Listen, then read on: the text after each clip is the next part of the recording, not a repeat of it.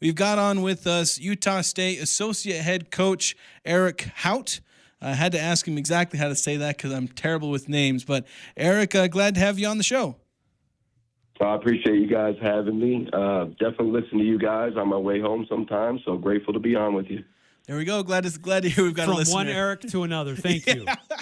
I like it. I know I had a Jason on a while ago. We interviewed him, and now we get another Eric on. Yes, so can't have enough.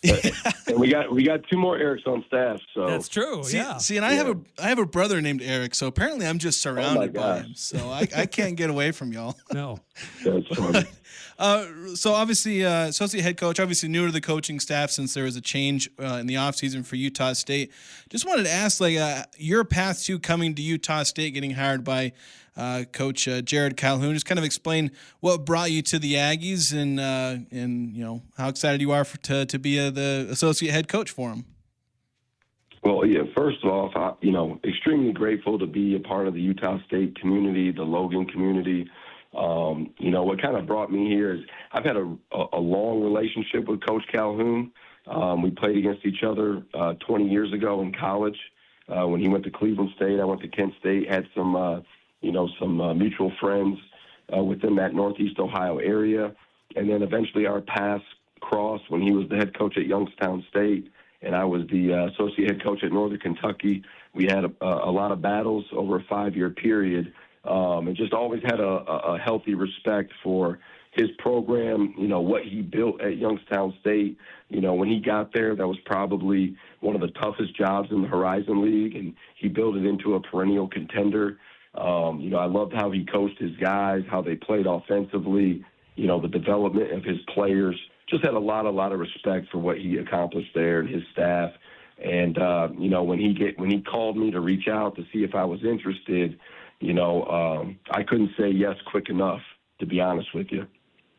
Coach, you've speaking of your coaching career, you also spent time at TCU. So you've had some interesting background in a variety of different locations, really, and across the bit of a spectrum here at, for lack of a better term, just the power conferences versus mid-majors. Mm-hmm. So, just that experience that you bring with you, and also experience getting to the NCAA tournament, you as a player and as a coach. Yes, I've been fortunate to have played for some really, really good college basketball coaches. My first college coach, Gary Waters, was the first coach to take Kent State to the NCAA tournament. I played for him for 1 year. I played for a guy named Stan Heath, who took us to the Elite Eight at Kent State, then went on to Arkansas, then was the head coach at South Florida. Then he won a G League title, and now he's the head coach at Eastern Michigan. And then I played 2 years for Jim Christian, who just recently got back in the game as the head coach at Canisius, but he was at Boston College, Ohio University. I was with him at TCU and played for him at Kent State. So I played for some really, really good head coaches. And then, obviously working for Rob Senderoff at Kent State, who's, the all-time wins leader there in the history of the school, and then Darren Horn at Northern Kentucky, who was the head coach at South Carolina. I've just really been blessed to be around some very high-character guys that are great head coaches, and they're all a little bit different in terms of their style. So I think that's really helped me in my career to kind of learn from a variety of different types of coaches. And then being at some really good programs. When I was at TCU, we were in the Mountain West. At that time, I think the Mountain West only had 10 teams. So you played round robin, 18 league games. And I think in that my last year there, I think 5 teams went to the NCAA tournament out of 10. So over, almost the half the league went with, Kawhi Leonard, Jimmy Fredette when he was at BYU. So, just kind of familiar with the conference a little bit. Obviously, it's changed a little bit. But, I think just, being on this journey and kind of being in different parts of the country, you build contacts, you learn different ways and styles of play and things like that. I think it's just been really beneficial for me. So you've had a chance to talk to the players. We've asked them about Coach Calhoun and his offense, and there's been a lot of praise for his system. I want to get your thoughts on that as well. Obviously, you've had a chance to go against it plenty of times. You obviously focus on defense a little bit. Can you just tell us about Coach Calhoun's offensive system and what makes it good? Well, he wants to play really, really fast offensively. So we really want to try to score in the first 6 or 7 seconds of the shot clock. He does a really good job. Our guys have a ton of freedom offensively. He really empowers them, and I think that allows them to play with a lot of confidence. They're not constantly looking over their shoulders, if they make a mistake. He always talks about wanting our guys to play green, even after a mistake, just get to the next play. So I think that really helps players, especially young guys, as they start to play and gain experience. They know that their head coach wants them to play with freedom. I think he does a really, really good job of teaching the game of basketball. And he always talks about finding, keeping, and creating advantages within our offense. We do a ton of breakdown drills to kind of teach these guys on pick and roll or on drives or in transition and just how to play basketball. A lot of people want to run a bunch of plays. Coach kind of teaches them how to play. And it's more of an NBA modern offensive style, which I think our guys really like. But I think that's, the main reasons why he's a really, really good offensive coach. And obviously we work on it. And he does a really good job keeping it simple. Our playbook is we have a lot of things that we can do, but they're very simple and they're very easy to remember. So I kind of want to ask a similar question, but kind of put you on the spot now when we look at the defense. 'Cause I've heard a lot about your defense and what you bring to the table there as far as your system. Tell us about the defense you try and coach with your teams. Yeah, we call it fist defense.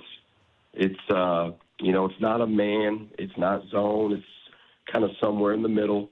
It's very aggressive. It's kind of like the exact same thing that coach wants to do on offense, we want to do on defense, right? We want to play green, we want to play aggressive. We want to try to make plays. We want guys to make reads defensively as opposed to, I got this guy, he's got that guy. It's a swarming defense. It can kind of take, different shapes. We want to steal the basketball. The teams I've been a part of the last few years were top 10 in the country in steals.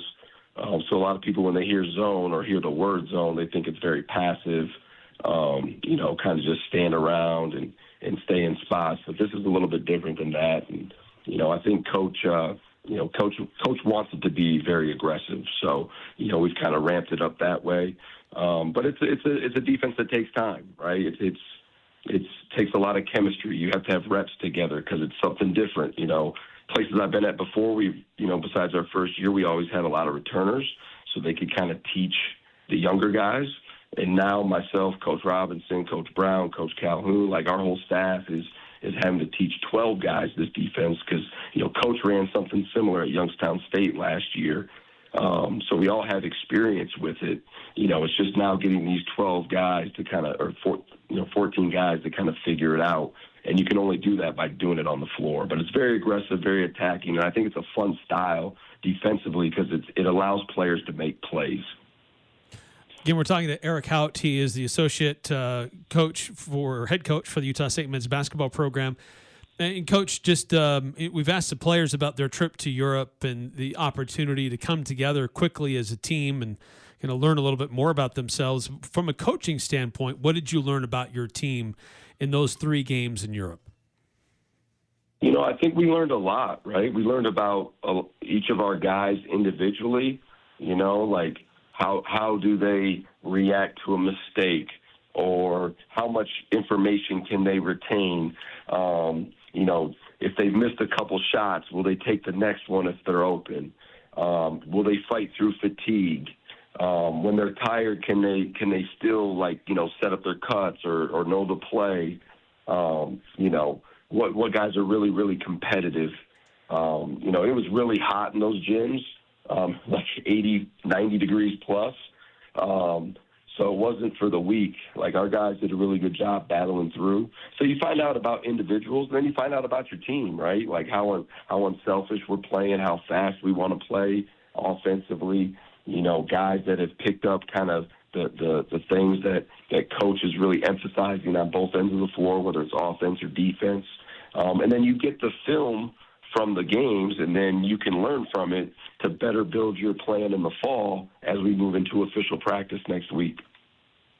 So one of the things I've been kind of most curious about with this team, at least looking at it from a roster construction standpoint, is looking, and especially defensively, looking kind of the power forward, center positions, and even small forward to some degree. I know there's a lot of overlap there with positionless basketball and all that, but defensively, there's a lot of length there. Some of these guys, though, a bit smaller, they don't have as much weight. What's kind of the keys for these guys defensively? Because offensively, they seem to have all the versatility in the world. You got guys like Tucker Anderson, Isaac Johnson, who are 6'9", 7 foot, and they can shoot threes and cause all kinds of problems. But what do these guys need to be able to do defensively to make sure that they're not scoring on one end, but then giving up, a layup on the other? Yeah, I think for us, the number one thing we talk to our guys about, like if we can be elite at one thing defensively, it's going to be guarding the ball, right? If you can guard the ball, obviously that limits like layups at shots at the rim.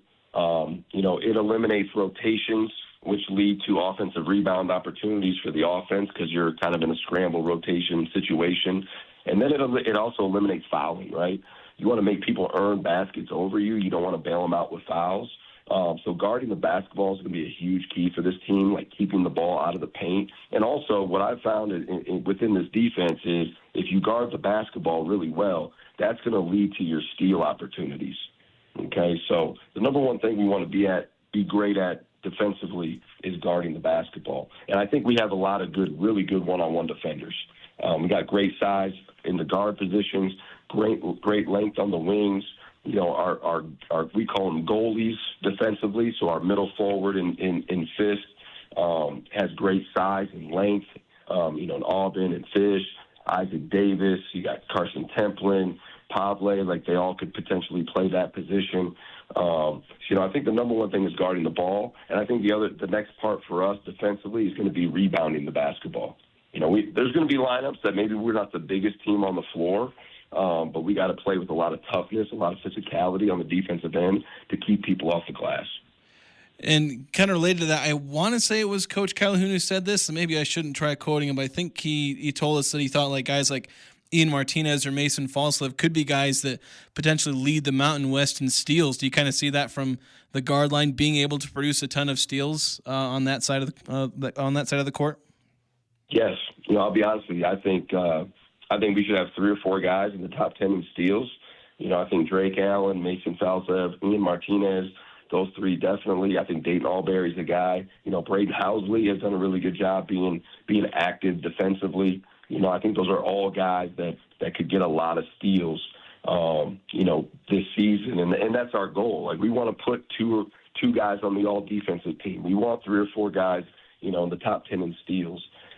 That's what makes this defense good, and I think we do have the personnel to do that. Coach, as you alluded to, practices get to pick up again. You've had a bit of a time off here, downtime, but official practices get to pick up again here soon. What are some of the things that you hope that your players have been working on in their time between your trip to Europe and when you get back together in the gym officially? Well, we still get 8 hours a week, 4 on the court and 4 in the weight room. So these guys have been lifting almost pretty much since they came back. We gave them like 2 weeks when we got back from Europe, just to let them clear their minds, go home, see their families, get out of town if they wanted to. And then we brought them back. They started lifting for 1 week, no basketball, unless they wanted to just do it on their own. And then the next week we started with some shooting and like some group offensive work type stuff. So, I would say obviously you want to build your foundation as a player. You build it in the summer and the fall, right? Like in terms of your strength, in terms of preventing injuries, like you want to have a good foundation, whether it's your conditioning.